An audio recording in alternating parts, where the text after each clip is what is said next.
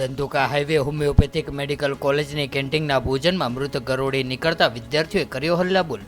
મામલતદારે ભોજનમાં તકેદારી રાખવા સંચાલકોને કડક સૂચના આપી। સંચાલકોએ જણાવ્યું કે વિદ્યાર્થીઓએ ટીખળ કર્યો હોવાની જણાવી કેન્ટીનની બેદરકારી છુપાવવાનો લૂલો બચાવ કર્યો।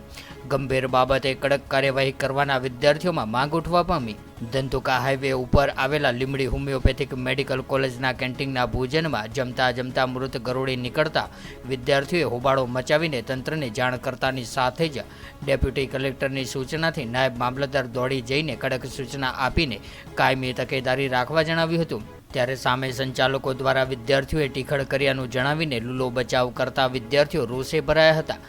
હું Amit Raval Limbdi homeopathic medical college and hospital છેલ્લા 5 વર્ષથી વિદ્યાર્થીઓ માટે કેન્ટીન ચલાવે છે, જેમાં સ્ટાફગણ તથા ટ્રસ્ટીશ્રીઓ પણ સાથે જ ભોજન લે છે। છેલ્લા 15 દિવસથી અમુક વિદ્યાર્થીઓને લંચ સમયે બહાર જતા હોય, પછી સમયસર પરત થતા ના હોય, એટલે એ લોકોને બહાર જતા રોક્યા હતા। તેમાંથી કોઈ વિદ્યાર્થીએ આ ટીખળ કરેલ છે। અમારી કેન્ટીન એકદમ સાફ સુથરી જ હોય છે।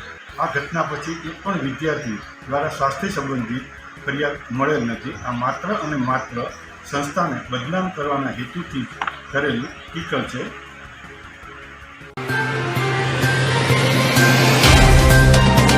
तो व्हाट्सएप, ट्विटर, फेसबुक, इंस्टा जहाँ भी आपका अकाउंट है, इसे शेयर बटन के द्वारा वहाँ पर शेयर करें।